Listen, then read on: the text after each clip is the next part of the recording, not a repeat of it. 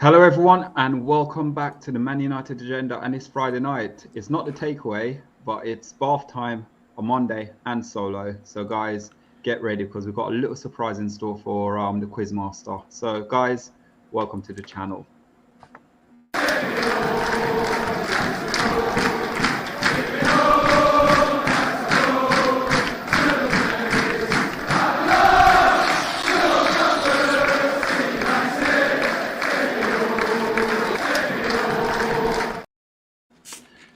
Yes, everyone, welcome back to the Man United Agenda. And how we doing, guys? Because it's every time I come on the show, it's really and truly feels like it's forever since I last been on it. But it wasn't really, was it? It was about 2 weeks ago, maybe. But bath time. So, how you doing? Yeah, and I'm finishing Love Island as well. I appreciate it. Yeah, I know. Like every time you message me, so I tell you about Love Island, you're like, no, we need a laugh on a Friday. Friday's my feeling. Yeah, and sorry we're late. I was having a quick Love Island chat with OMONDI, which I really enjoyed. I have no idea what they've been talking about Love Island. I'm just sitting in the background listening to what they're talking about.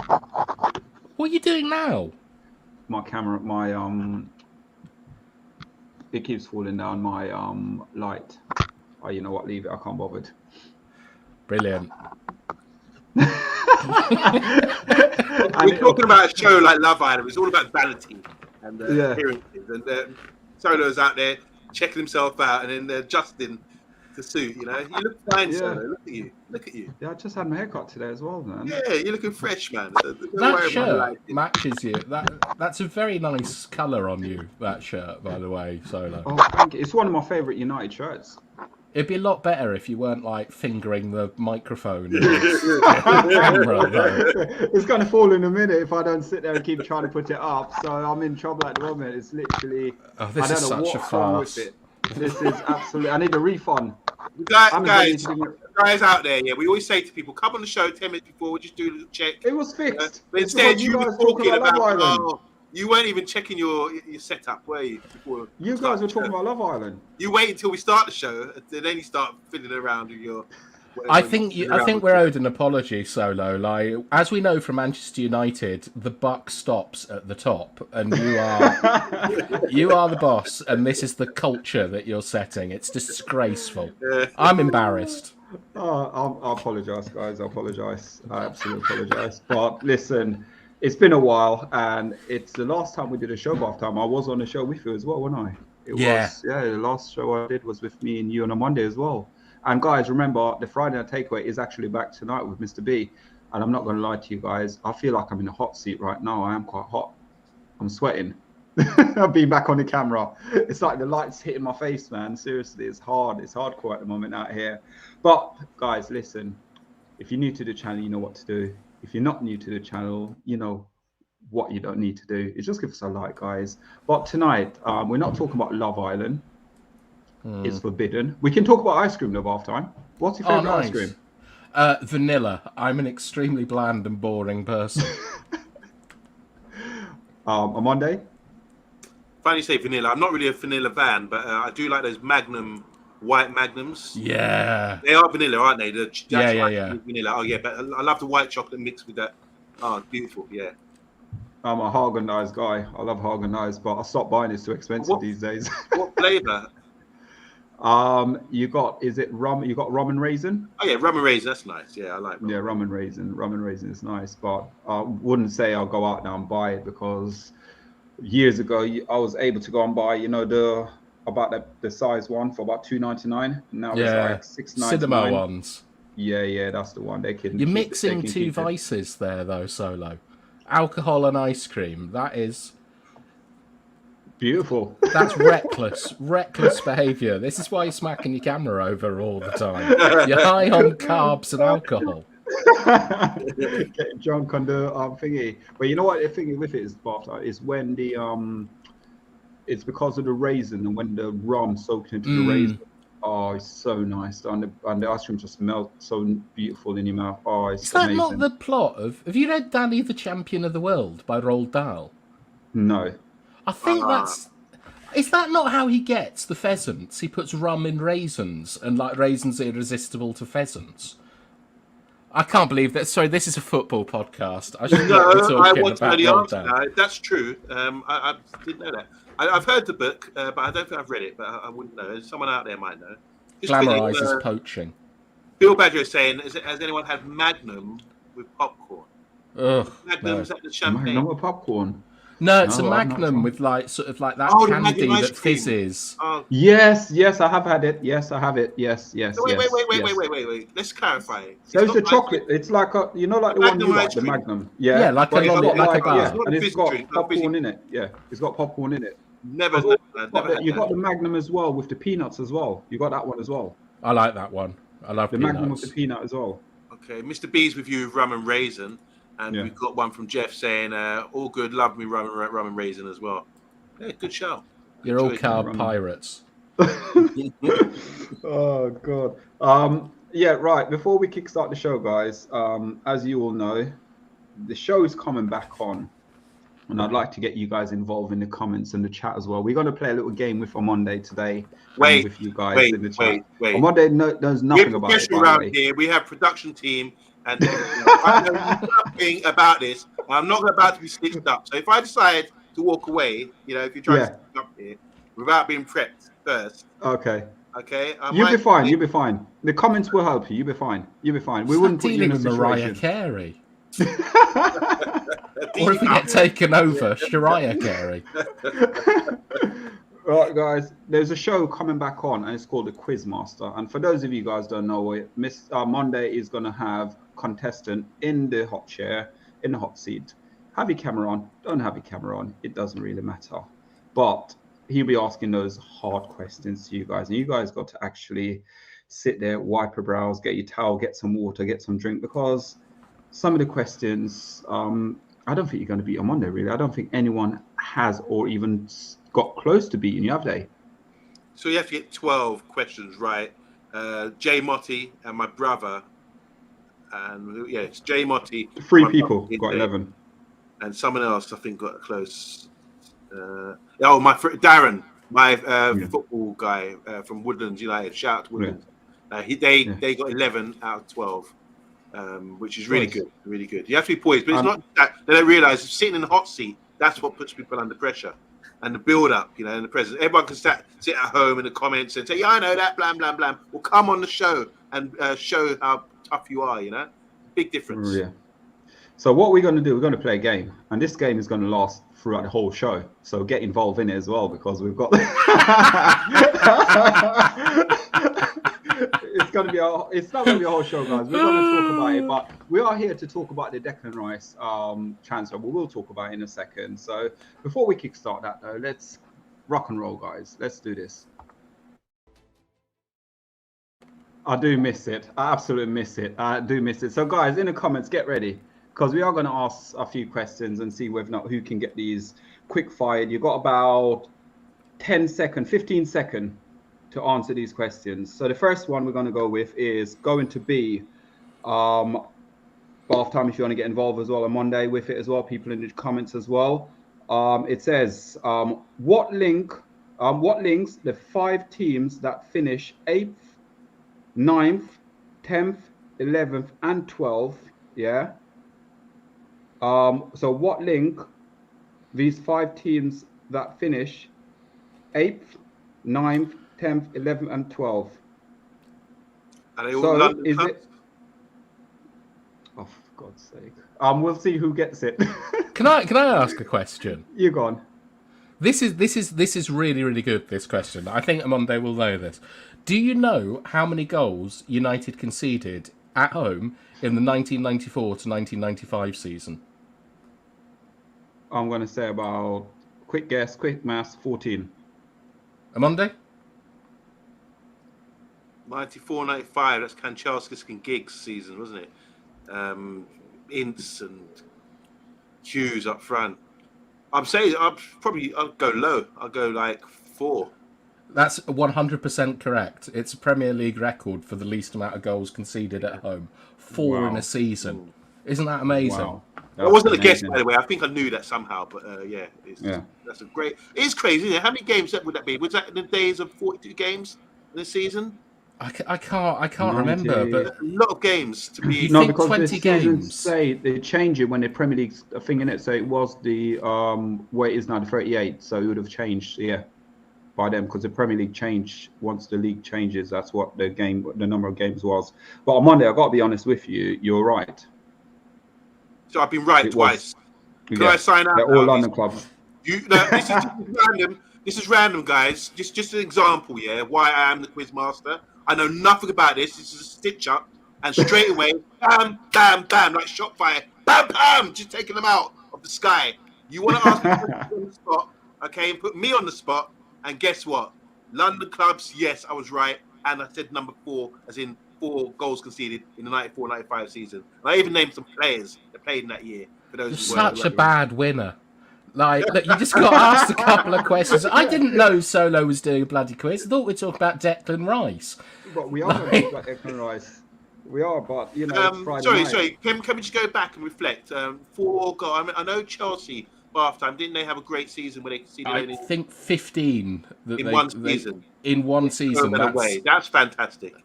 Is that Mourinho's first season? Yeah, I don't know if that'll ever be beaten, but I still think 4 at home, which is 1 goal conceded roughly every 5 games. I really wish we could get back to those days. Like, imagine. Who was the defence?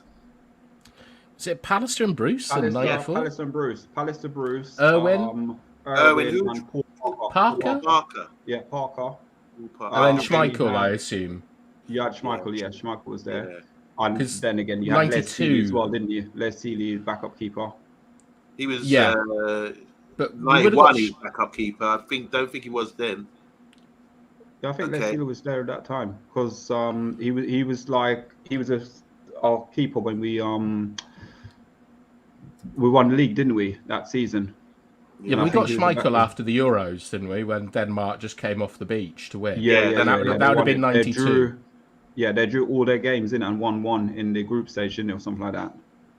My brother's saying here, he's like a bit of a nerd like me. He says, we lost the title to Blackburn that year, and it was 42 games over that.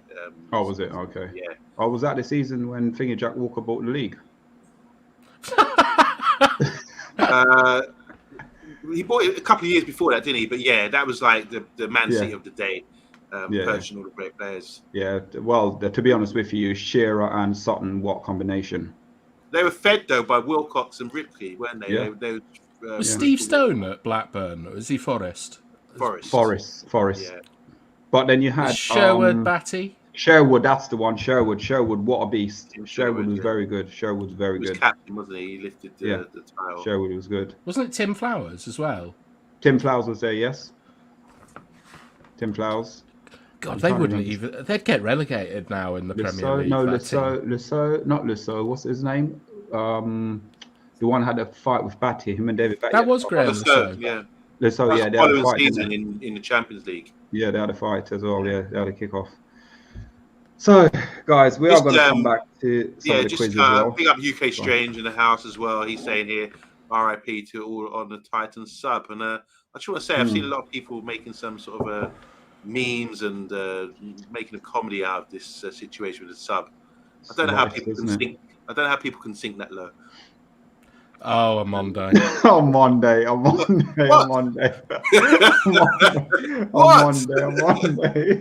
Anyway, just a couple of answers here as well. They said 2. Bill Badger went for 2. 2? Wow. Yeah. Wow. From UK Exchange as well. Hydro asked, did they all play football? Talking about 8th, 9th, 10th, 11th, or whatever it was. It would have been so. It would have been Spurs, Fulham, Crystal Palace, and another London club. Chelsea. No, so it would be Spurs, Crystal Palace, Fulham, and Chelsea around. Brentford maybe another team. I don't know, but they were all London clubs. There's a couple more quiz questions coming up. I've got about 5 or 6, but we'll just play it by as we go along. Guys, Declan Rice, the whole saga, Manchester United. Are we Manchester United? How can I put it? Scout Manchester United. Looking at Manchester United, want to buy Manchester United. What are Manchester United at the moment? Because it seems like the stories for day by day change consistently with Declan Rice. Are we going to give them Scott and Maguire to get Declan Rice? I had my little thing about the other day with Column. I don't know what you guys time. Sort of Scott McTominay and Harry Maguire in a swap deal, but now it's Elanga with Declan Rice swap plus money. Now, is that a good deal for Manchester United? I would say yes, if it was that way. But could you see Manchester United getting Declan Rice? And is it a Declan Rice do we need, or is it complete striker we need at Manchester United by half time? All right, a lot of questions there, Solo. I love it. I love doing it that way, though, as always. I know. It's sort of like being bombarded. So, first of all, I think it's highly unlikely that we will get Declan Rice. Like, why? Why? Because City and Arsenal, who have funds in place, are fighting for him. Like, we don't. Despite all the bollocks that is talked by lots of football channels with links to Qatar or whatever these people are saying this week, our financial situation is changeable, to say the least. Declan Rice is a unicorn in the fact that he is an unbelievable player. I know a lot of people don't rate Declan Rice in chat and things, and that's all fine. But if you watch that player, there is nothing that he is bad at football. He's probably the most complete midfielder in world football, which is why two of the best teams in the world are going for him. It is such a shame that Kane and Rice are playing in our league and we do not have the ability to go and get them, like in terms of sort of finances and how attractive the package is. So instead, we're moving for other players to try and get the team forward so that in a couple of years we can... so that it... All right, hang on. Right, look. Declan Rice... You're skipping the question now, No, I'm addressing this question. Senor, Declan Rice is not overrated at all. Declan Rice is one of the most interesting players you will ever see because... I only found this out recently. Well, I knew this, but OMONDI is actually a bit of an athletics expert, and as someone who has spent a huge amount of my life running, Declan Rice, the way he moves it's almost unique in world football. He has legs that are longer than his body, right? Or longer than his torso, and that normally means that you're a duelist. Okay, that means you can sort of make tackles and things. And it means that you can accelerate and run very fast in straight lines. So think of someone like Haaland. He's not particularly good at turning. His entire game is about running at an angle, being strong at that angle, and then finishing. Right? And I'm not dissing Haaland at all. Thierry Henry actually was quite similar as well. But he was just slightly more flexible. Declan Rice, despite having really, really long legs, takes a huge amount of little strides when he runs. That means he can twist and turn. He's got a huge arse and a big body, and it means that he can play in central areas, in congested, compact teams.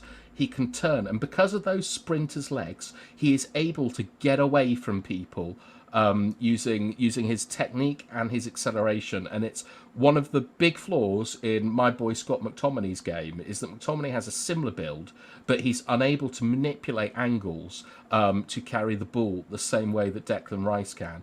And then Declan Rice has every pass under the sun. He can receive the ball under pressure in all phases of build-up.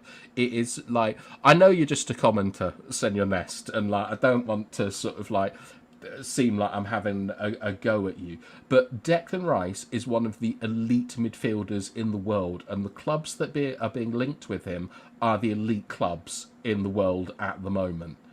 But OMONDI, I know that you quite like Rice as well. Tell me about sprinting and things. Rice, baby. I was just listening to your comments about good analogy. Very good analogy there. Yeah, good analogy. But the sprinting side of things, I'm not so sure. I'm gonna have to look at Declan Rice as well. I don't know if you're winging it there, talking about thing. But one thing I will say is, if you want to be a great footballer, you have to be fit and professional. And someone like, if you look at Thierry Henry, he could run a 47-second 400 meters.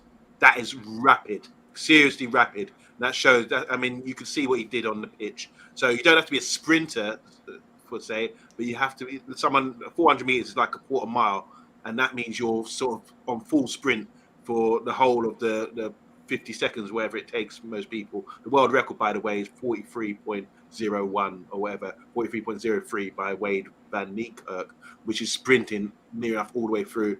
Amazing negative split for the second. All in acceleration, like no maintenance in that run. Well, this is the thing. Remember Michael Johnson? That reminds me. Do you remember his running styles, running short strides and running upright? And everyone was like, "What the hell's going on?" He looks like that's the form everyone has now. That's I assume that's what you say with Declan Rice. Rice. He's got his chest out. He looks up. He looks majestic like that, and he gets about the pitch that way. For me, it's kind of like the difference, because when I look at Haaland run, Haaland's in the acceleration phase where, like, you know, you want that triple extension of your knee, your hip, and your ankle, and like you're meant to be in parallel, but like Haaland's got his upper body looks incredibly strange when he runs. But when you go through that, when you finish that acceleration stage, if you watch 100-meter runners, they then get proper upright and there's tiny little movements from their arms. They're incredibly compact, and it's all about the sort of the stride distance. And Declan Rice, when he's carrying the ball, he has that same kind of form when he's moving, and it's like incredibly aesthetically pleasing to watch. And I mean, like, I would really like us at United to start looking at how players run, because I know Maguire everyone piles in on him, but his running form is absolutely ridiculous. He waves his arms around like a windmill. He's not balanced, and that's okay. You know, in the centre, you can maybe get away from it, but if you see Maguire trying to change directions when he's exposed, his running form is too poor, and I can't believe it's such an amateur issue, and our club isn't addressing it. It really annoys me. There's a guy, I don't know if you remember, Darren Campbell used to run for UK. Yes. He got a silver medal in the 100 meters and a silver medal in the 200 meters in the Olympics one time as well, when he should have won. That Greek guy. 2000 was in 2004. This was. Darren Campbell was an ex-footballer who turned to soccer, a bit like Adam Jamini, and he's gone back into coaching it, and he gets hired by football clubs to teach people how to sprint correctly. You are right about this. If you look at someone like Raheem Sterling, I know my brother posted something today. Yeah, T-Rex arms. Yeah, the T-Rex arms. He runs like that. Yeah, he runs like his chest is pigeon chest, isn't it? Short little sprints and everything else, and he's balanced. He can get about the pitch like that, and he's rapid as well. And it's about everyone's got different body structures. It's about how you move and what you do. But the most important thing, like you said, really well there, Bath Time. It's about when you're sprinting. There's a phase. There's phases you go through, and I'd have to do a diagram or something. But your body has to be upright once you're in full sprint, and you have to have that balance. Short, not so much movement with the arms. Just keep it nice. That kind of little oval shape that you make with your legs. Yeah, and then the legs.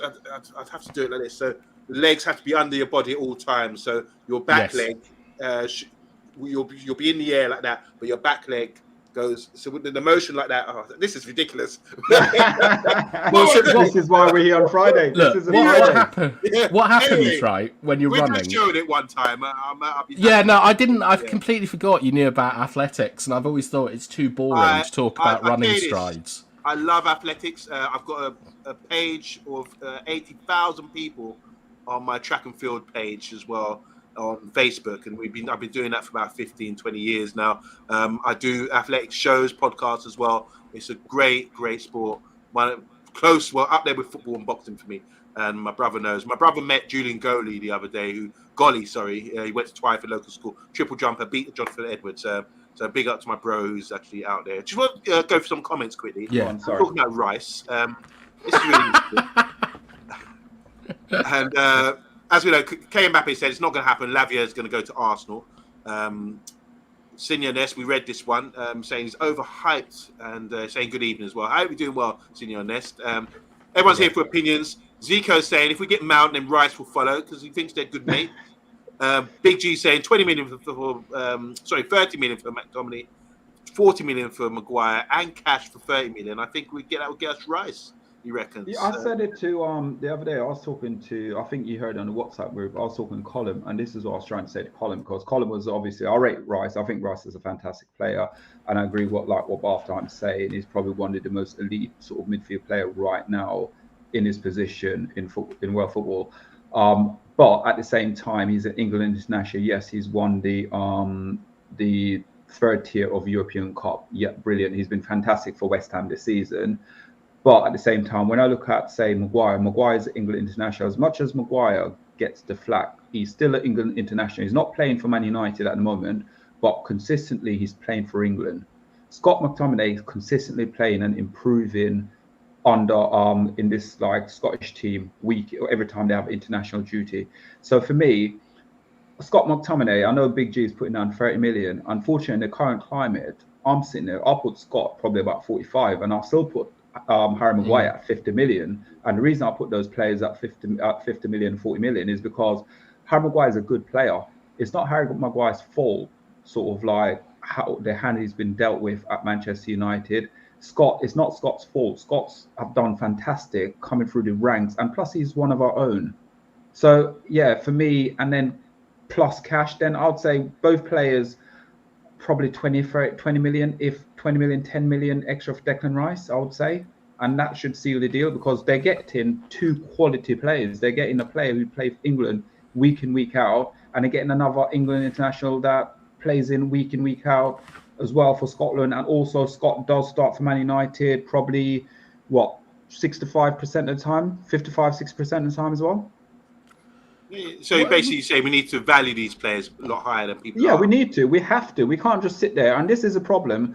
When you sit there on social media, you look at Man United, you go, oh, Man United can't sell players. But then when you get fan base who literally lower the expectation costing of our own players, for me, it doesn't make no sense whatsoever. So you're saying that, oh, these players are only worth this much. But in fact, no. Why should that player worth more than that player when they're still international? Maguire is a international, England international. Scott McTominay is a Scottish international. Declan Rice is a England international as well. He's the best at his position at the moment, but the money, the price, we need to evaluate our players higher. Yeah, Sonny, but you're putting a lot on Gavin here. Like, he's just put in a couple of numbers and things, and like I agree No, I'm not digging at Gavin. I'm just saying on social media. And so I go on Twitter all the time. It doesn't matter. Social media doesn't matter. Like, you've seen in the last week, we've had bullshit artists running around saying that United have been sold, that like Qatar are the preferred bidders. Jim Radcliffe is crying, like eating his rum and raisin ice cream somewhere. Like, people don't know what they're talking about. And like, when you look at someone like McTominay or someone like Maguire, they're extremely good footballers, and they're above average players. Maguire has been a pretty good player for United up until the last season. We might see with the new goalkeeper the Maguire that we saw with Henderson, who was an excellent player. McTominay has probably now got to sort of move towards this crashing number 8. Like, all his goals for Scotland are all arriving late in the box, second phase play, and it seems a bit silly to not be using him in that aspect. But like, I know what you mean about sort of lowering the expectation of our players and things. I think I'd much prefer it if we had cut-offs for players where we're not spending 100 million on Anthony, or we're not spending, I know everyone loves Casemiro, but 70 million for a 31-year-old is too much. It's too much money. Like, but sorry, Bartha, but don't you think, and yes, this is the thing with Manchester United as well, I don't know if Omondi and the comments agree as well, if you look at the top 10 transfers in like the history of the Premier, in the history of the Premier League so far, Man United will represent, at least out of all the clubs, at least 10. We've probably got 6 or 7 players in our club where the club has paid over 70, between 70 and 80 million for. You're looking at Paul Pogba. Yeah. You're looking at Di Maria, Sancho. Sanchez in some ways was a ridiculously expensive transfer. Sancho, but Sanchez as well, because of the wages, was a ridiculously expensive transfer. Yeah. So it's, for me, it's just the way the club operates. And like what you just said there with Casemiro. Casemiro is a fantastic player. He's been brilliant. He galvanized and carry our team this season. You know, he's passionate. He's like a little 16-year-old kid when you watch him play for Man United. It's almost like, you know, the way he buzz around the pitch, the way he like does. Pudsley from the Addams family. When he does a little animation, stuff like that. But you are right in what you're saying about he's a time bomb. 70 million 31 years old, those old, wages, that lack of pace, like he's like him and Varane are going within 2 years. You're going to see campaigns building against them the same way you saw against De Gea and Maguire, because Varane's not an elite level passer, and he causes some issues in the build-up. I like Varane. I think he's a quality defender. I really like the way he defends wide spaces. Like he sort of matches his stride to the player. It's top quality defending. And Casemiro is obviously a character. And he goes out, he solves problems, he drives people forward, he wants everyone to perform. But that lack of pace and discipline is going to start becoming more and more obvious as we start playing in the Champions League, unless Casemiro just reins it in a little bit. Can I jump in, guys? I want to go through the comments because I started and we stalled there because Errol jumped in, Solo jumped in. And had a go. Anthony Herbert, how you doing? He said, big up, guys. Rice is a good all-round box-to-box midfielder, and he ticks every box you need for a DM. In a DM, he's saying here. Senor Ness is saying, I hear you. He's good against Forest and bottom clubs. And he goes on to say, but he goes missing against the big boys, mate. My mate. He's referring to Anthony, but he's our mate as well. Matthew Bassett's been the show. How you doing, Matthew? Michael saying, big arse and long legs sound like someone I know. Nice. Big G saying Arsenal trying to spend the cost as well over 4 years to get the FFP, so it'd be like 15, something like that. That's what Chelsea's done, isn't it, to escape FFP? That's what Chelsea's done, like over long 8-year contracts and stuff like that. Just going back to the sprinting form, Zico saying here, Berger didn't buy Jordan Henderson because of the way he ran. Apparently. That is such a good comment, because Wenger started it where he used to scout people based on how their form was in different stages and if they could be done. And it is like, I know it sounds very stupid talking about how players run, but honestly, when you look at people like Kim Min-jae, who I know everyone's got a hard on for, that I've watched clips of him.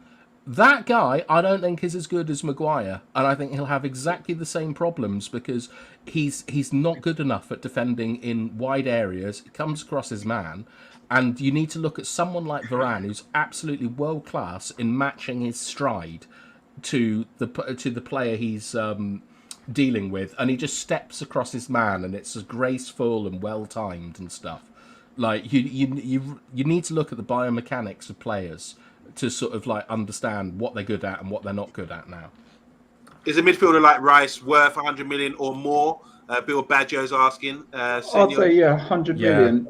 I'd say 100 million because in the current climate we're living in right now, sort of, you know, who are you going to go out and get? I'm going to predict by next year you're going to have probably a player that's going to cost someone 150 to 160 million. We've had Neymar and Mbappe in that region. Well, Enzo Fernandez. 105 million for that. 105, yeah. No. How much was thingy to Atletico Madrid as well? He's at Chelsea on loan. What's his name? João Felix. João Felix. 130 million euros. Yeah. There you go. Senior Ness is saying no. Simple answer is no. He's overhyped, so he's not having it. Michael Hill saying Amarak, the Moroccan guy, didn't he play better than Rice in the final for Fiorentina? I don't know. Across the pond, how you doing? Say Canada better winners than the UK. I don't know about that. You've had Ben Johnson and Cheetah, Bruni Sturin, who's got a great time as 9.84, I think his time is. And obviously got Under the Grass right now, who's steps up when it's championship time. He really does. During the season, he's mess. If you're spending 100 million on a player, then it would be 6-year contract, Chelsea style. That's from Big G. Okay, DeGrasse, Decathlon champ, We are the fastest 4x4 as well. You were lucky at Eugene last year. Very lucky to win that, I think. 65 million for Rice at best, says Matthew Bassett. Bill It's the English Badger tax, isn't it? has responded to Senior Nesta is saying, not Nesta. As much as I loved Casemiro, I don't think anyone in the world would have paid 100 million for him at any time in his career. And he's a top 3 in the world in his position, saying there. McTominay looks good internationally. Maguire, not so much. That's from across the pond. Paulino and Ugarte are better than no. These are the new hot guys, aren't they? No. Like, look, I got to say something on Paulino. This is the Fulham midfielder that everyone is getting excited about. Most interceptions. Yeah, and also the most yellow cards and the least amount of successfully completed passes. That man is just Wilfred Ndidi Mark II. Building a possession-based team, you cannot have players as poor technically as Paulino. I don't care how many slide tackles he does or how he gets around the pitch. He's not even a top 6 level midfielder. Anyone want to argue that? Argue with bath time and ask some questions, guys. Montreal FC saying correction the last 2 seasons. Just want to shout out. I don't know what's in relation to. You want to say hi to Montreal FC, MUFC. Across the pond is saying McTominay plays great for Tottenham. Maybe McGinn and McGregor give him better comfort. Those are 2 other midfielders for Scotland as well. They're doing really well at the moment, aren't they, Scotland? Sanchez still playing goals. Man United, what's the problem? Says across the pond. Where is he now? Marseille? Was he Sanchez? I don't know. Sanchez at Inter Milan, isn't he? No, I think it's at Olympic Marseille. Okay. Oh, is it Olympic? Oh, yeah, they are. Yes, sorry. Big T saying, was this scheduled for 10 a.m.? 2 shows tonight. I've just messaged him. 2 shows. Okay, he's getting confused there. Big G saying here, I'd prefer if Man United went back to their roots and stopped buying big names and Galacticos like what they have in the past 10 years. They've not brought us success or financial benefit at all. I can think of Steve Bruce and Dennis Irwin, some buying players from our own league who went on to be great players. Well, I think as well, Amondo, when you look at, I think what he's getting at as well, Big G, when you look at it, it's the likes. I was watching Patrice Evra today. He done a little interview thing regarding when he first came to Man United and he played against Man City. And he was laughing and joking, saying he couldn't believe on that day how warm it was. And then once he got hauled off by Ferguson, basically he sort of almost thought his career was done at Manchester United. And you got to think how much I paid for Vidic, him and Vidic. I think it was like 2-point-something million for both players. Okay. Here's a tip for you from Big T. He said, put pineapple on any ice cream and thank me later. I'm allergic to pineapple, sorry. I don't know about that. Matthew Bassett saying, anyone know anything about Axel from Monaco? Hope he doesn't outspend his time there 2 to 3 years or move on to PSG. That's Bill Badger. And then we do a buyback or something like that for like 90 million. As well, saying, yeah, good shout, bath time. Biomechanics is real. I was working with someone with a biometric card today. That's where Asylum. Yeah, anyway, let's move on. This is my real work, not the work I do to get paid for. And Varane and Saliba, such good sprinting form as well. Yeah, Saliba, very good. I like that's a good shot. Saliba is a good sprinter. Just gets across the pitch really well. And his running form is really good. Short strides and gets there. Big G saying the only problem with Varane is that he's a wet wipe and a sick note. Oh, and he's French. Other than that, he's mint. That's Big G having a swipe at it. French. Go Paul is saying Paulino, very harsh. Can't hold the ball and control play. And want to say hi to Koich. Is that Kenyan? Welcome. Koich? Am I saying that right? Koich. Anyway, big up, man. He says, which team is Rice joining? We don't know yet. I really don't know. And Montreal's saying here, yet Maguire's been bad at 2 clubs, at the club for 2 seasons now. And there you go. So there's right. Another one on Monday for the master of the quiz. I love doing it. As what Patrice Evra says, I love this game. So look, I've already qualified. I'm into the next round. You asked me 2 questions at the start of the show. I got them right, and no one else got them right. Okay, so we're going to ask the comment then. We're going to ask the comment then. If you get it right on Monday, we'll in a 30-second or so, something like that. I don't want to. Okay. I don't think it's fair that I should participate in these sort of games. Okay. Let's get one up. So the first one I'm going to do is, let's do it.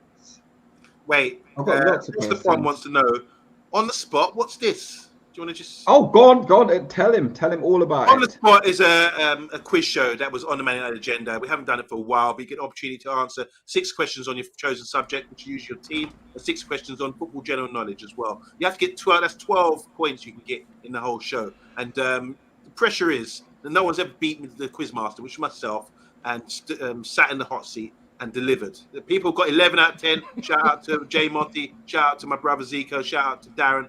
But no one's ever beat the Quizmaster. So this Quizmaster show is coming back. And just as a teaser, today Errol's decided, or Solo's decided, to sort of drop some questions. And then, by the way, yeah, we've got them right already. So make them hard. I love it.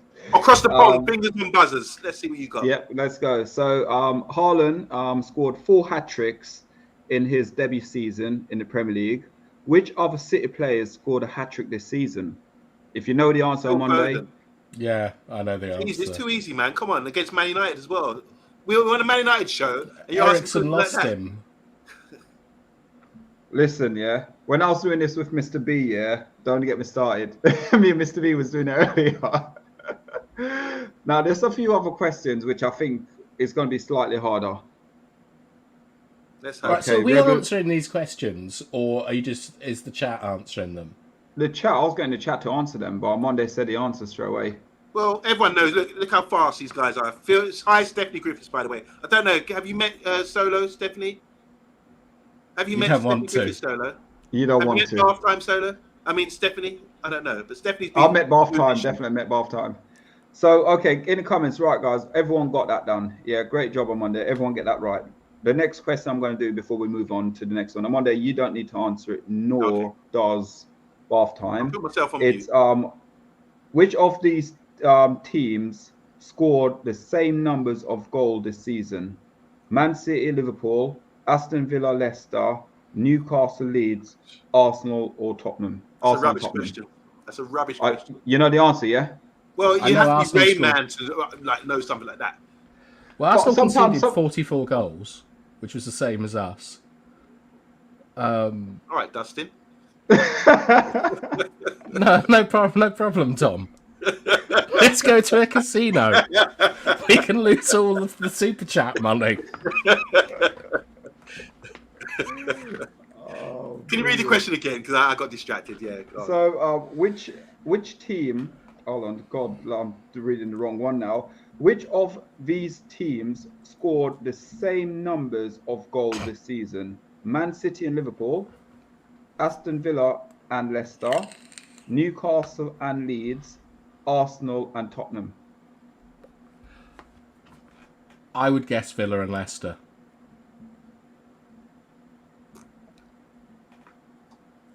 In the comments, guys. Leeds got relegated, and Newcastle scored a lot of goals, I think. But Leeds do score a lot of goals. That's an interesting one. Spurs and Arsenal. I'd go for Spurs and Arsenal. Okay, Bath Time and Bill Baggio is... No, Bath Time is correct. Never beaten the Quizmaster. Yep, and then also, Tyrone Mings. Got as well. So it is Leicester and Villa. Yes. How would you deduce that one, Bath Time? I know Leicester scored a lot of goals, and I know that compared to relegation teams, Leicester had scored quite a lot, and Villa were pretty rubbish until after Christmas, and then clicked into a very good team. So I assume that the goals would be comparable. So a few people got it. Across the Pond's got it as well. After the fact that Bath Time got the answer. And then, okay, got it as well. Okay, so we're going to move on to the ownership of Manchester United, and the possibility is apparently. Oh no! I know. Sorry, Bath Time. The Qatar owners. Oh, hold on. Here on Monday, we were having a conversation today about this. Hi, Monday question. Fans across the country mourned the loss of 8 fine writers. Name 4 writers. Today, there's been a tragedy or something where people have died. I don't get the question. Hold on 1 second. I'll tell you the question. Can you elaborate, please, Amy B? Is this Amy B as in our yes, Amy B? Okay, yes, pick up Amy B. Amy How you B. doing, girl? Fans across the country mourn the loss of 8 fine writers. I just want to go back to what we mourning the loss of people dying in a submarine earlier, and I just want to put a statement out that I don't like the fact that people are making memes and all these comedy sort of things about what happened there. I don't know how people can sink that low. Anyway, have you just repeated your joke? I'll just repeat my I found it funny. But, he did. If you talk about the loss, yeah. Anyway, moving on. I don't know. What's it, Amy? What do you mean? Elaborate, please, because I don't understand writers. Is this to do with football or 8 fine writers? Name 4.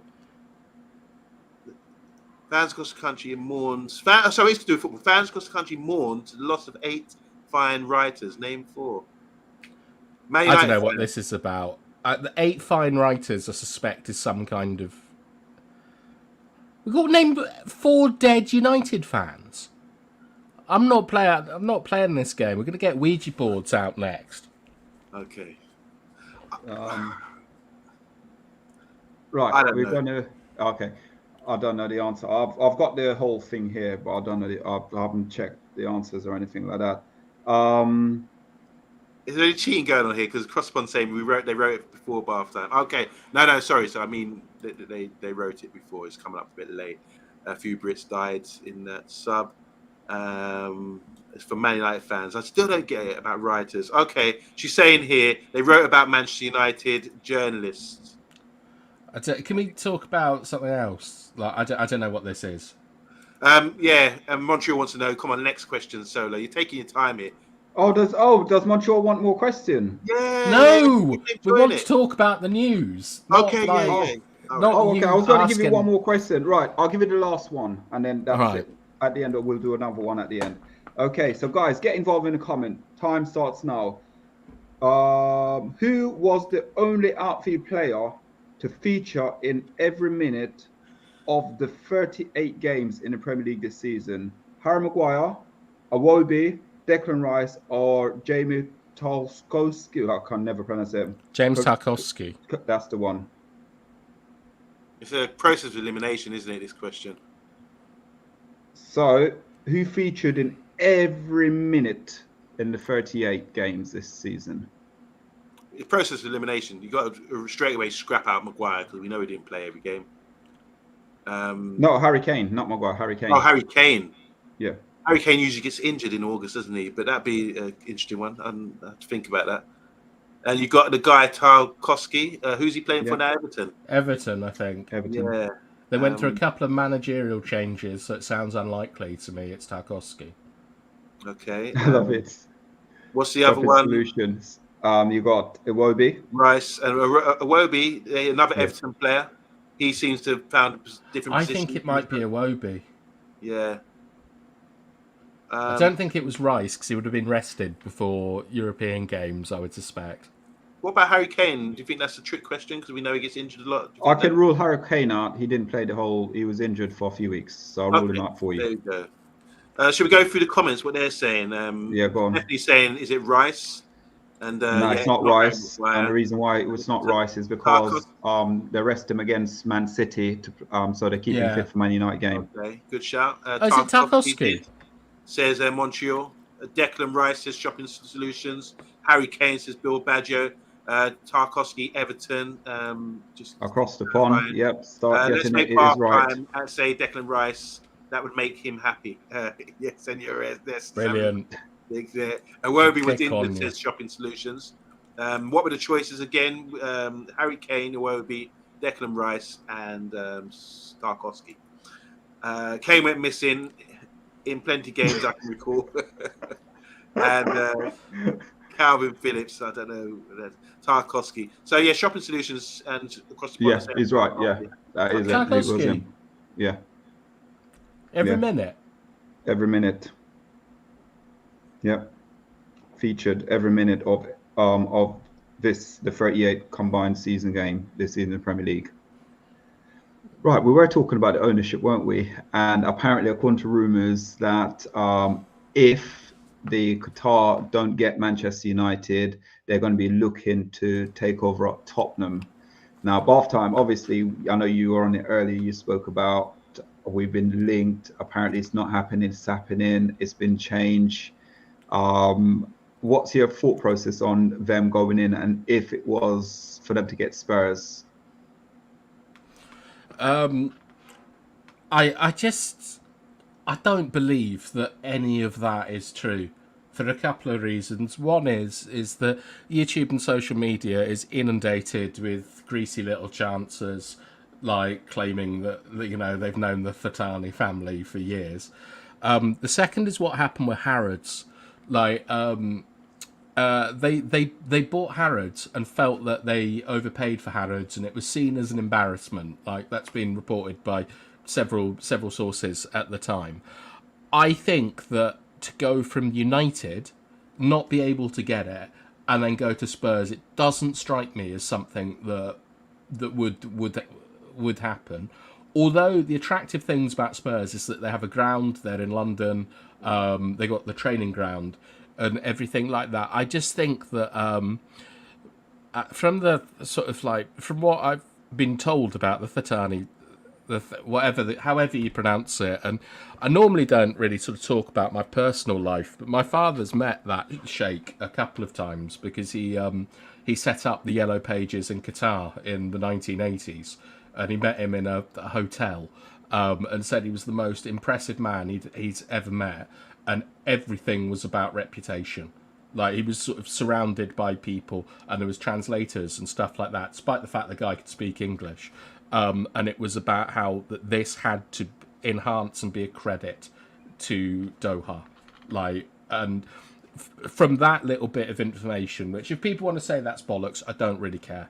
But what I do know is that reputation is extremely important in that part of the world. And that is compounded by what happened with Harrods, where it was seen as an embarrassment paying that amount of money for it. And I can't think of anything more embarrassing than going from Manchester United to Spurs. So that would be my take on that. Yeah, OMONDI, it's the same sort of thing, isn't it? Because obviously the rumours under Windmill, it's like what Bathtime says, like everyone knows exactly, like they're flying the wall, so they know what's going on at Manchester United. And obviously with the takeover, none of the wiser. We ain't got a clue what's going on, because again, today I've read certain reports that the Glazers is more happier now with the Qatar bid because it's exceeded what the expectation was. But a few weeks ago, apparently they were nowhere near close to the valuation of Manchester United. It's one big drama show. It has been, and I'm getting bored of it now. I said that months ago. I'm getting bored of it. It just seems to be dragging on and on and on. And every time we're doing shows, obviously I love doing the Man United agenda, and I think it's filling up too much of our space. And this is a big topic at the moment. I'm lost for words. I need someone like Rebel to come on and sort of waffle his way through. And now Steve leave Rebel alone. Yeah, sorry, but I want to talk football, and I can't wait for the deal to get done so we can get back to talking football. And not even transfers, just football, what's going on the pitch and watching Man United play. It's enjoyable. That's what I like to do. All the other stuff that comes outside of it, it's like they should do. I don't know. It's just I'm finished with it. I'm really finished with it. If they want to go and spy Spurs, they get free to do whatever they want. What I do find interesting, a bigger point right now, is that how can you develop a Saudi league? I know they've been trying for a long time now in that area, that's part of the world, to sort of build up the football and everything else. And I felt they've struggled over the years to really sort of lift it up. But they've had a World Cup most recently, like in December last year, in that region. Saudi teams seem to be now buying players, top players as well, and not players. I wouldn't say it's retirement home. I don't think so. When you got players like 30, 31 years old, I think that's quite decent.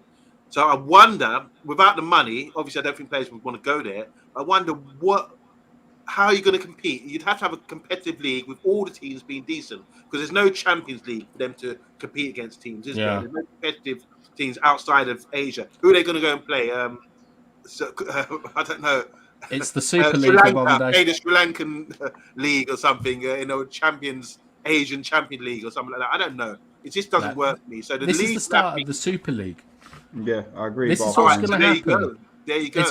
We're going to get the Super League with the Saudis in. They're going to own it. They're going to finance it. They're going to take football away from all of us. And it is the beginning of the end, lads. This is football changing as we know it. And you're all applauding it. You're all saying, isn't it great that we got so much money and things? Take me back to 1994.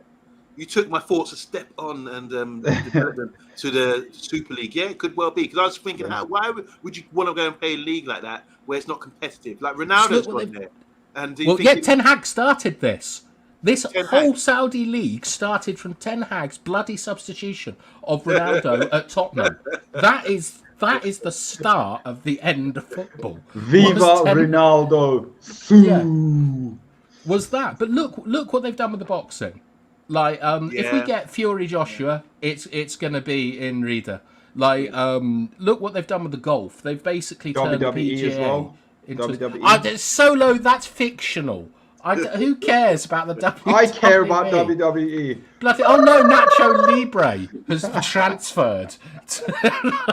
But it's not good. For me, it's all artificial. Everything out there is artificial. Yeah. Like, everyone talks about Dubai. Oh, you got to go to Dubai. But to me, it's an artificial town. They're building on a desert. And they're doing right now in Saudi Arabia. They're building a long, I'm guessing, maybe 80 miles town. Oh, that city. The city, yeah. It was a new brand. In a wall. In a wall, and it's like a 80 miles. I'm guessing 800 miles, 80 miles, whatever it is. And it's a new brand city, new way to live, apparently, and things. But it's artificial in the desert. I just don't. For me, everything they do is artificial, and it's financed as well. So I don't trust it. Playing football in those conditions is not a good look. It's football league. It's the pyramid. It's like the great thing about football in most countries, and it is the football pyramid. Like, it's the cornerstone, the foundation of our game.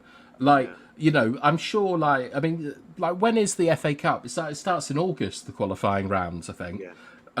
And it's a competition that I've played in that, United have won it, and it's something that connects, like, all of us. And so when you, transplant this league to the desert, there's no football pyramid. It's not organic. There's no way Jamie Vardy or Chris Smalling or whatever can advance up the minor Saudi league, Saudi Step 5.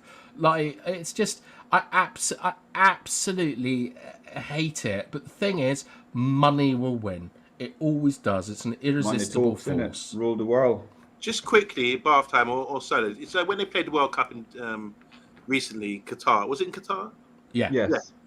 What did they have air conditioning in the stadiums? Yes, air conditioning. Yeah. Did any players suffer, or did any players complain about the conditions? No. Or it's like the Mexico 68 Olympics. 70 as well. Mexico 70. 1970. Yeah. So in 68 they had the Olympics there, and then in 70 they had the World Cup finals there. And the England team were complaining about the conditions; they couldn't manage it. And I think at altitude as well in 68 there were so many great times because they're not really recorded as world records so much because they're at altitude. You're going to be running faster at that sort of level. So I think, all things being fair, for these players to go out there, they have to acclimatise a lot of the time to sort of the conditions. And obviously, I'm asking the question: are they going to make it artificial, where it's going to feel like a cold weather or air conditioning? No, they won't. It's aircon. And really, can you do it away at Al Hilal on a hot July night? Yeah, and Thingy said as well. Big G said it. Play European style football in those conditions at all. Big G came up with this. This is quite interesting because they did. I know PSG was one of the club. Obviously, they rejected it. If I remember rightly. Like, we're talking about the Saudis, and Qatar and the Saudis are frenemies, to say the least. Can I ask a question? I might not know what I'm talking about here, but Man City are all owned by Saudis, are they? No, they're owned by the Emiratis, so they're like the United Arab Emirates. Okay, so someone who's associated with Man City was in a US court of law or something and said... That's Newcastle. I was at Newcastle and confirmed that they are state-owned the public investment fund. So when Newcastle were taken over, I wouldn't know what I'm talking about. All right, it's how that relates to Man United, Qatar being public.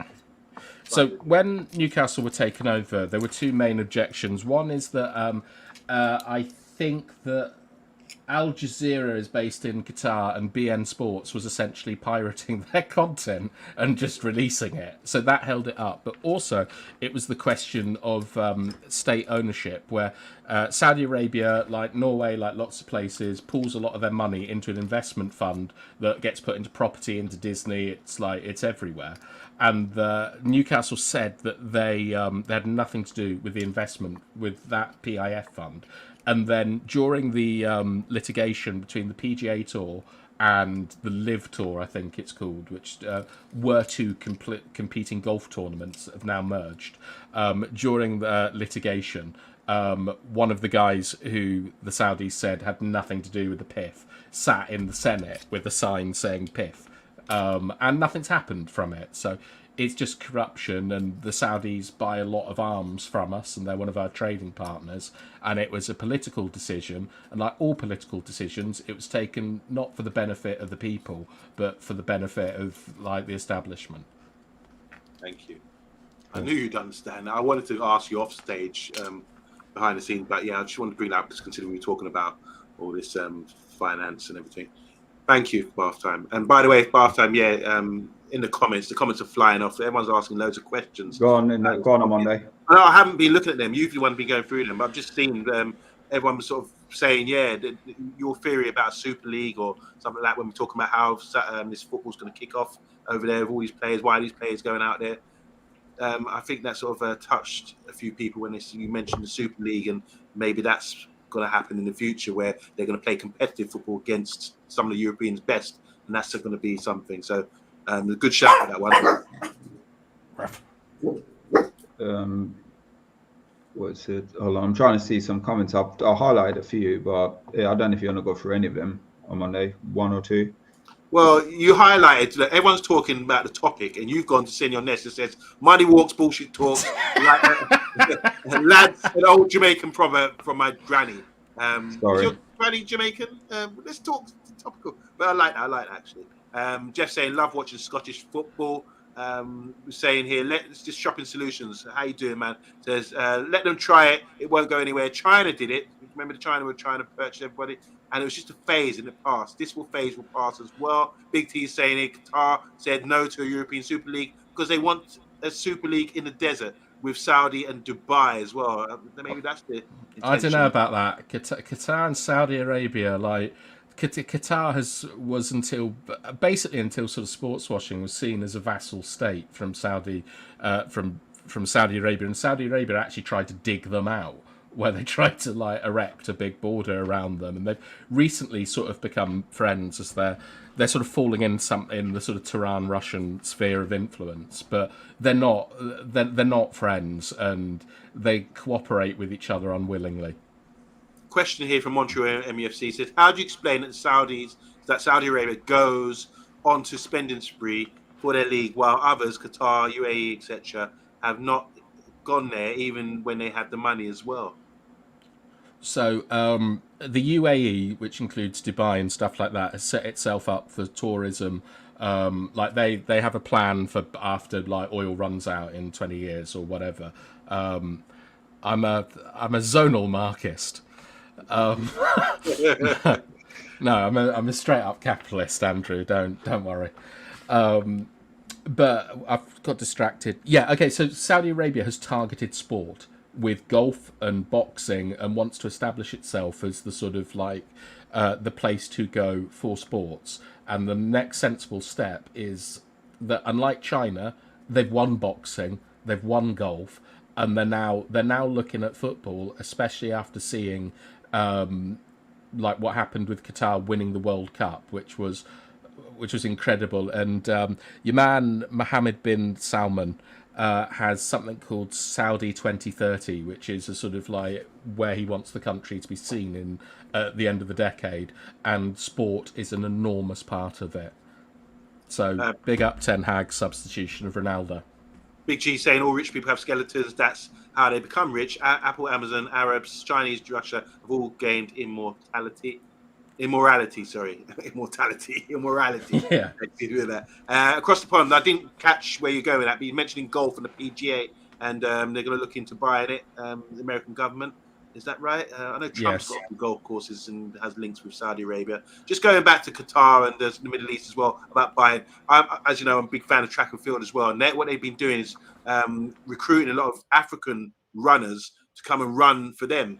So there's a high jumper who's jumped 243, what's his name? Ex-world champion, young guy. A couple of Ethiopians doing marathons. Yeah, what a surprise. Running for Qatar. Nasser, who got banned for drugs for the 400 meters recently in the last few years. She just come back this season. She ran one of the world's fastest times ever. She was a Nigerian girl, went to run for Qatar as well. So it does happen a lot. They're trying to get involved in sports. It's massive right now. Senior Nest is saying here, yes, OMONDI, Bourne, waving both flags now. So yeah, he's got both Jamaica flags, and England. No, Senor Nesta would be, that's a Latino name. How you called Lopez and like Jamaican, and I mean, like, I suppose. Listen, I'm telling you, Amanda, you should know that now. All Jamaican don't have their real names. Well, you're not called Solo. You're really duo. This is what we love about the show. At the start of the show, they were bumping heads, Senor Nest and Bath Time over the abilities of Rice. So now Bath Time is spitting facts. So this is what we love about the show. We can bump heads and still shake hands at the end of it and agree on certain things. And finally, Andrew Williams said, everyone's seen the episode of Battlestar Galactica. They go to the place where everything is awesome, booze is free, women are all stunning and loose. It's a trap, Starbucks. I'm very embarrassed to say I've seen Battlestar Galactica, and I know what Andrew's talking about. Very interesting sci-fi program, to be honest. Not normally my thing, but I recommend it. I also saw that Andrew in the comments was talking about 2017 and the efforts to invade Qatar from Saudi Arabia and the Emiratis. What this really sort of points out is how powerful sports washing is. And if the Qataris do take us over, like, some of you will be very happy, and that's your own personal choices. I don't really care. But what you can't be doing is playing into these people's hands and doing what City, Newcastle, all these fans are doing, where they're going on Twitter and acting as a sort of like antiviral defence force for any atrocities committed and things. With Manchester United, we're built on traditional socialist values. Like, our club rose from the ashes with those values, and it's something we can't let people buy. We've got to stay true to who we are as a club. Yeah, this one as well, yeah, because in Jamaica, it's like a mixture in Jamaica, innit? Like, for me, I call myself pick and mix because there's everything in me. Same here. My dad was born in Spanish Town, which is obviously the Spanish had control of Jamaica for a long period of time. Yeah. And like they do in Cuba, that's a Spanish-speaking island. So Senior Ness is just giving us a little background here. History saying he's a Jamaican guy with a Spanish name, but that's not uncommon because, as you know, guys, Solo was born in Jamaica and raised in Jamaica. So with an Irish surname. I got my surname is Forbes, Scottish surname. Slave master. For me, my ancestor is Anglo, Scottish, and Irish. Yeah, I got Irish in me as well. My granddad is still alive, 95 this year. Oh wow! Amazing. He will tell stories of how his parents were slaves. So it shows you. Jesus Christ.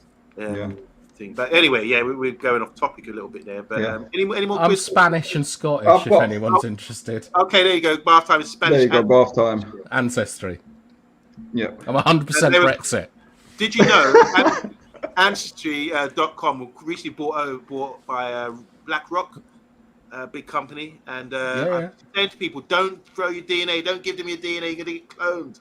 And now my conspiracy theory. You're gonna get cloned. It's gonna be loads. You won't be Solo anymore. There'll be hundreds of you running around asking stupid quiz questions.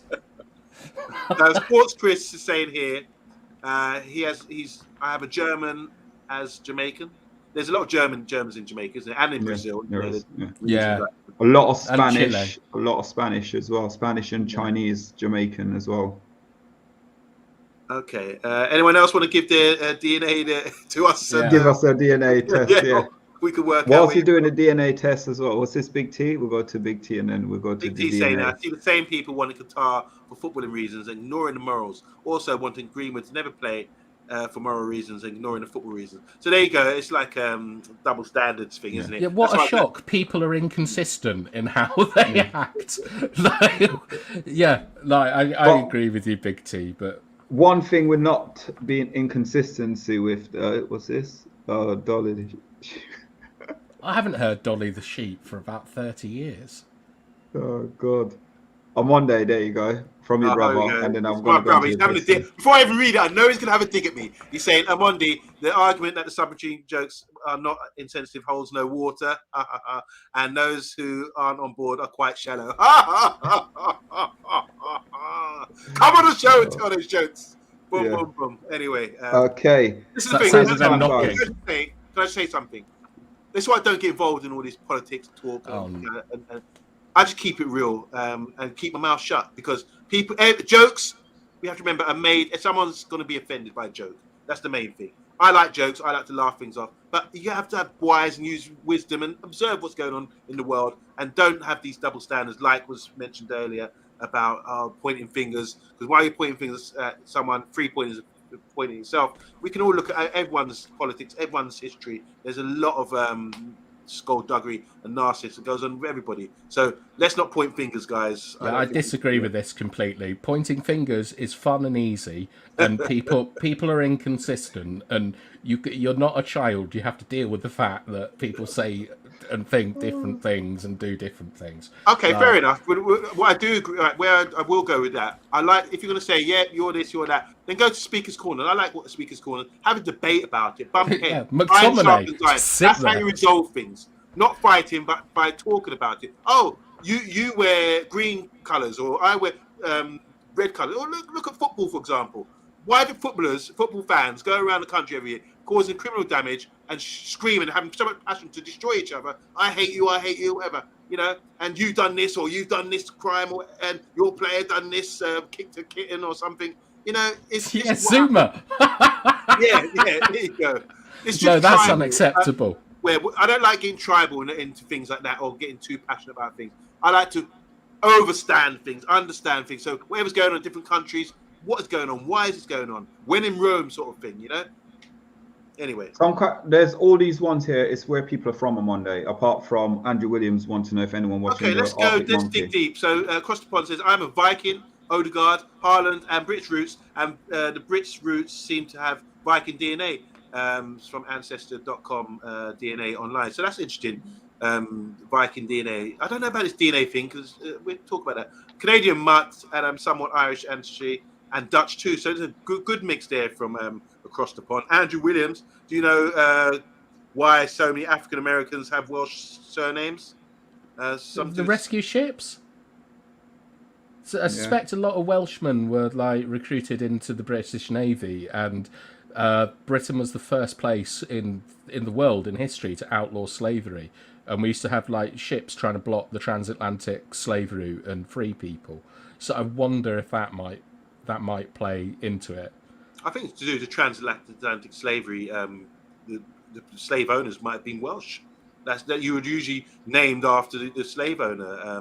That should be your family name, I imagine. But I don't. It's open for debate for you guys. Stephanie Griff saying, laughing at yourselves is allowed. Most certainly. I love that.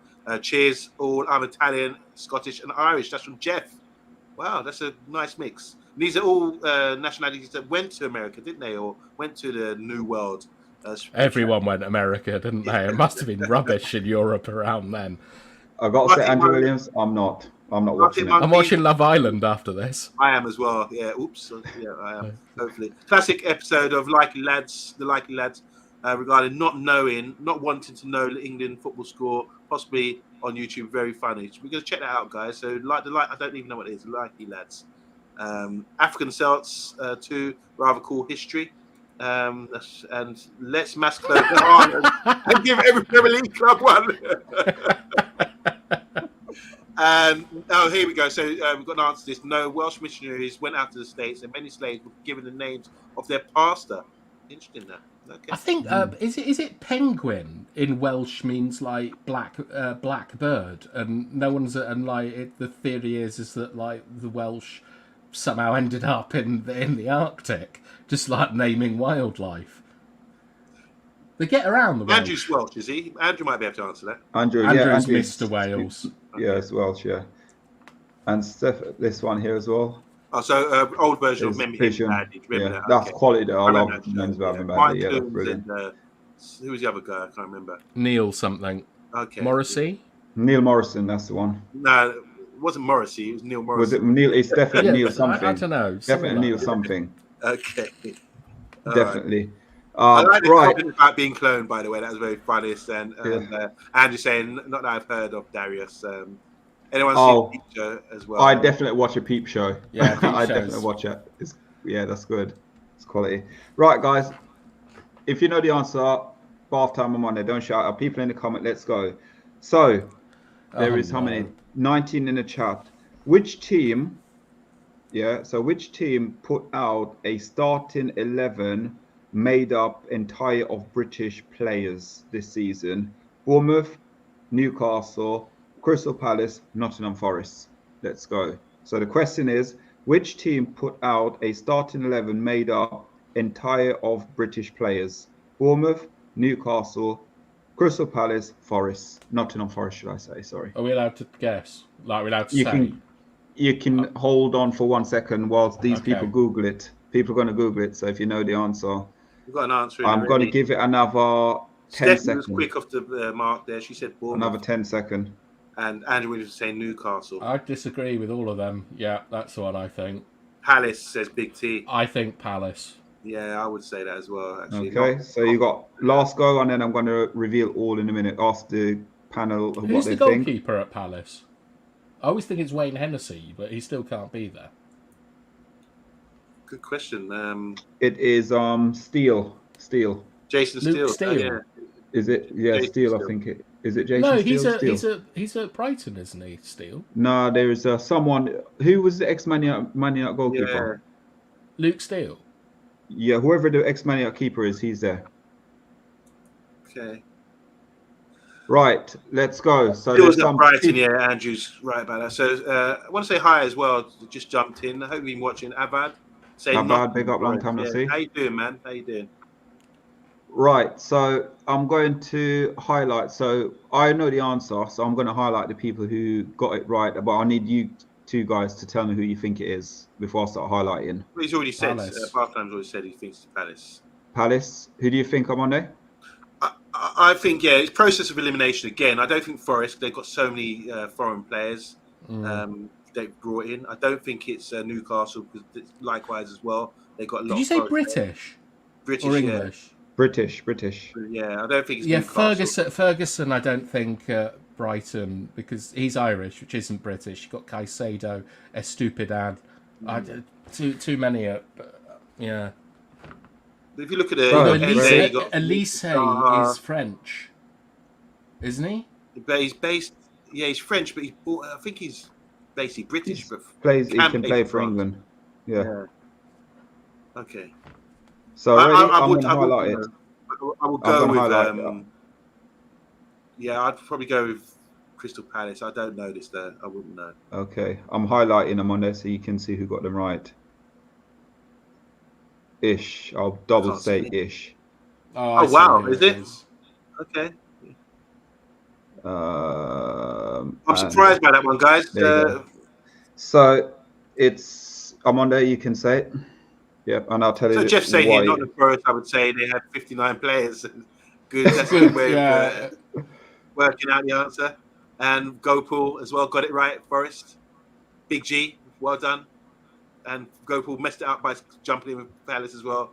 And I've had saying. So it's Nottingham Forest against. It was Nottingham Forest against Tottenham in August, featuring 8 players from England, 2 from Wales, and 1 from Scotland. Wolves almost achieved it. The same thing with all Portuguese players against West Ham in October. Do you know the first team was to have no Englishmen in their starting lineup? Chelsea? I think so. I think it was Chelsea '95 or something like that. Yeah. Yeah. So yeah. I think it was Chelsea. That is the quiz. But guys, if you do want more quiz, you need to go on to the Friday Night Takeaway, because that's in 7 minutes, and Mr. B's got some of these quiz questions as well. So you can jump on. Can I just say, when you're talking about, this is the thing, when we used to do a show, we used to do a quiz show, myself and Solo, as you can see by the little title that he brought up earlier. But Solo used to try and throw in some questions. Said, no, I had to stop him from devising the questions, because some of the questions, like I said, were like Rayman questions. We're like, who the hell's going to know that? Like, what was the attendance? It was not the first person Crystal Palace in August the 3rd or something. I mean, come on. Things like that. It's like, come on, let's use something where you can use your process of elimination or use your brain to say, right, let's work this out logically, how it to be. By the way, I did a quiz. I hosted a night at work the other day, and I did a quiz, 15 questions. And do you want me to one of the questions was, name me one country for 1 point that borders with Afghanistan.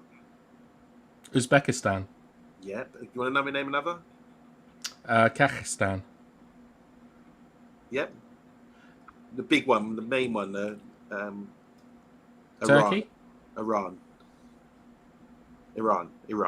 Yeah, but yeah, well done. You know your geography. Yeah. There was plenty of, and also this one's for you, Solo. It's general knowledge. So no one, guys, please do not give Solo the answer in the comments. Let's see what he knows about politics, general knowledge, and bath time. Politics. Jesus, don't ask me politics. Right, here's the question for you. You're in the hot seat now, Solo, as we end the show. This is one I've used for the kids at work. There's been 3 female prime ministers of England. Can you name 2? It's going to be Margaret Thatcher, and you've got oh God, what was her name now? The one that no, just the name, please. What was last? What was the last month, Solo? Oh, the one who messed up, basically, but I can't remember her name though. I know who they are. What month are we in? Oh, Theresa May. Theresa May. But I was thinking of, you know, the one that's from Maidenhead. That's the one I was thinking of. I can't remember her name. Liz Truss, that's the one. I didn't want Solo to collapse under the pressure like a certain submarine. Yeah. Thank you, Bath Time. Right, the last one, as OMONDI always says, process of elimination. Get involved in the comments, guys, because this is the last question now. What was the average attendance at the Premier League games this season? So average attendance. See, I mean, these stupid. What are you talking about? You should 42,500. Like, end the show, Solo. This is embarrassing now. Bath Time. Guess what? You're so close. 41,000. Yeah, I'm giving myself a point for that. Right, so I've won. But you're right with it. And then also, yeah, so you got it, technically speaking. But guys, listen, the Friday Night Takeaway is on in a minute, so we better get off because Mr. B will be cussing us. But thank you all for liking, sharing, and subscribing. That literally bang on the money, that one was. Yeah. Bang on the money. You got Google, that helps as well. But big up to everyone in the chat, by the way. Big up, especially big up to Bath Time. Love having you on the show. And Solo, thank you, haven't seen you for a long time. 2 guys that we don't really, this is a special treat for us tonight, this Friday. 2 guys that come on sporadically, and when they do come, they deliver. So big up, thank you. Yeah, I just want to be in the cut over summer. Like, Solo just makes me come on. I just want to watch Love Island and eat my ice cream. But guys, thank you so much. Bath Time, as OMONDI says, pleasure having you Friday on Night Monday. Takeaway. Friday Night Takeaway is next, and Mr. B has got some quiz. I hope his quiz is a little bit better than mine, but roughly the same. And then on Monday's back, might be within the next few days, so make sure you keep an eye out for the quiz show as well. But from us tonight, good night. Bye.